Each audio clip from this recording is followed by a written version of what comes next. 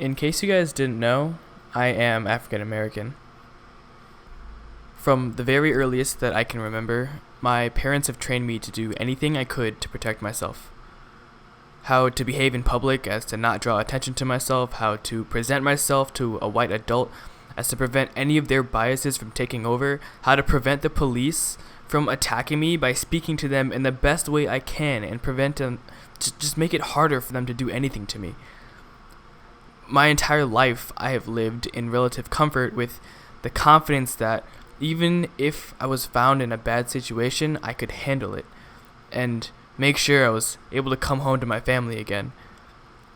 The past 4 days have proven to me that if I am in a bad situation with a cop, there is nothing I can do to save my life. I've been blessed with a supportive family, and since I became aware of the state of reality, I've become determined to not allow myself to become another crime statistic.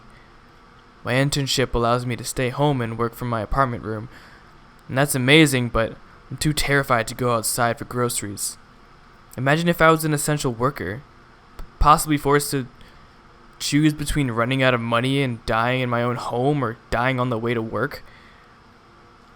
George Floyd's case has proven that I am never safe. The past few days have proven that even in a crowd, I'm still not safe. This isn't about Democrats versus Republicans. This isn't about whites versus blacks. This is about everyone versus racists. And yeah, not all cops are bad, that's obvious. But if there are 3 additional officers on the scene and not one of them stopped Floyd's death, then what the fuck am I supposed to think? Nearly every black person you know will have gotten that same talk that I did when I was little about how to stay alive in the face of a police officer.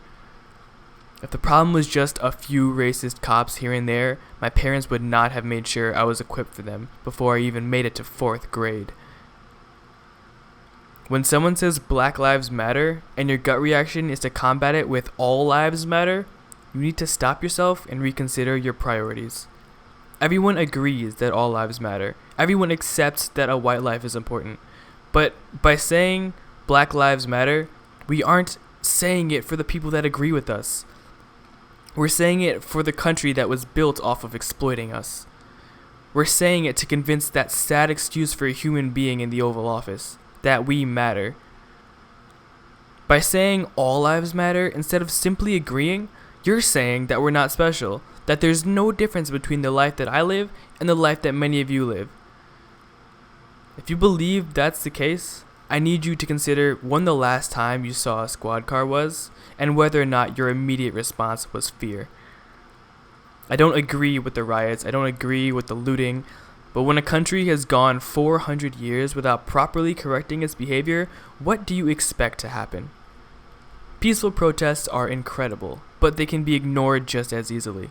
Trump gassed and shot at a peaceful protest just so he could record himself walking to a fucking church and hold a Bible that he's probably never read. There was nothing in that video, and people suffered for it.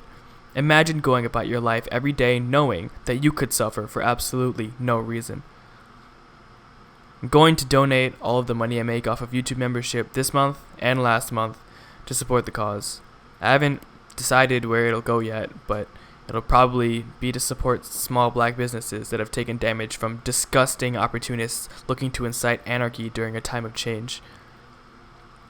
If you become a member of my channel, you'll get early access to my videos, a role in the Discord server, and your money will go towards something more important than any of us alone. Next time I work up the will to get in my car, I'm going to peel the 2008 Obama sticker off of the back of it. I'm going to remove a decade-old bumper sticker encouraging me to stay hopeful because I'm trying to give cops as few reasons as possible to pull me over. I'm doing it because I want to live. And regardless of how you may feel about the state of America, that is the truth. Keep it in mind.